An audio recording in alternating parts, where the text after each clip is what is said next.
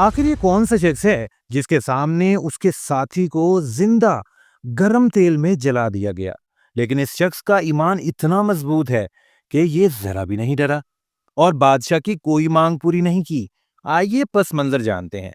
हजरत अब्दुल्लाह बिन हजाफा सहमी रजी अल्लाह ताला अन्हु सहाबी रसूल गुजरे हैं।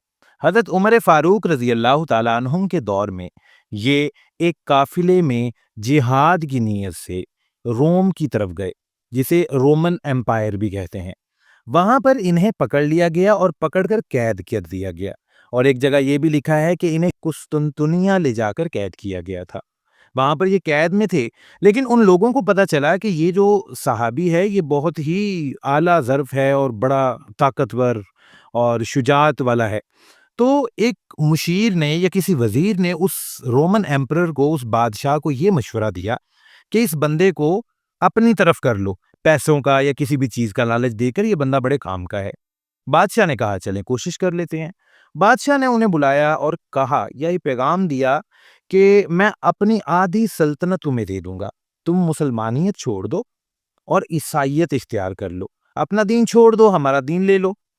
नहीं माने। आखिर कैसे मानना था? हमारे प्यारे आका की तरबियत जिन्हें मिली हो उनका ईमान बहुत मजबूत होता है। फिर उस बादशाह ने ये भी ऑफर करवाई थी कि मेरी बेटी के साथ शादी कर लो, आधी सल्तनत रख लो, लेकिन वो ना माने। फिर ये भी बताया जाता है कि जब वो कैद में थे तो उनके पास एक औरत को भेजा गया ताकि ये जिनसी बेराह रवी का शिकार हो जाएं और इस तरह ये हमारे काबू में आ जाएं, लेकिन वो फिर भी ना माने। उसके बाद उन्हीं के सामने उनके एक साथी को, एक सहाबी या मुसलमान को गरम तेल में जला दिया गया, लेकिन वो फिर भी ना माने। फिर उन्हें जलाने के लिए गरम तेल की तरफ लेकर जाया जा रहा था तो वो रो पड़े, आंखों से आंसू जारी हो गए। अब वहां बादशाह के जो मौजूद बंदे थे उन्होंने बादशाह को फटाफट से पैगाम दिया कि बादशाह सलामत रो पड़ा है, हमारा काम हो गया। बादशाह भी खुश हो गया, लेकिन बुलाया गया तो उन्होंने जो बात कही वो बात हमारे ईमान को इंशाअल्लाह ताज़ा करेगी। उन्होंने फरमाया, जिसका मफहूम था कि ये तो एक जान है, इसको कुर्बान करने जा रहा हूँ, रो इसलिए रहा हूँ, अगर इसकी जगह इतनी जानें होती जितने मेरे जिस्म पर बाल हैं तो हर एक जान को अल्लाह की राह पर कुर्बान करता। अब बादशाह के दिल में अल्लाह पाक ने उनका एक रोब डाल दिया कि भाई ये बहुत पावरफुल बंदा है। एटलीस्ट बादशाह ने हर कोशिश की कि भाई मैं इस बंदे को कमजोर कर लूं, इसे अपनी तरफ ले आऊं, लेकिन वो कुछ ना कर सका। तो उस बादशाह ने ये कहा कि अच्छा तुम ऐसे करो, मेरी पेशानी पर बोसा दो, मैं तुम्हें कैद से रिहा करता हूं।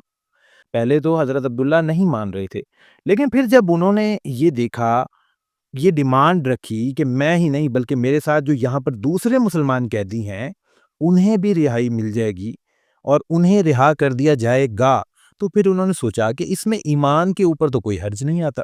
यानी अगर मैं पेशानी पर बोसा कर भी लेता हूँ तो इसमें मेरे ईमान में कोई कमी नहीं आएगी, कोई कमजोरी नहीं आएगी। तो उन्होंने फिर उस बादशाह के माथे पर, पेशानी पर बोसा दिया और उस बादशाह ने उन्हें और साथ ही दूसरे मुसलमान कैदियों को भी रिहा कर दिया। फिर जब ये वापस आते हैं, हज़रत उमर रज़ी अल्लाह ताला अन्हुम से मुलाकात करते हैं और उन्हें सब कुछ बताते हैं क्या हुआ, किस तरह हुआ।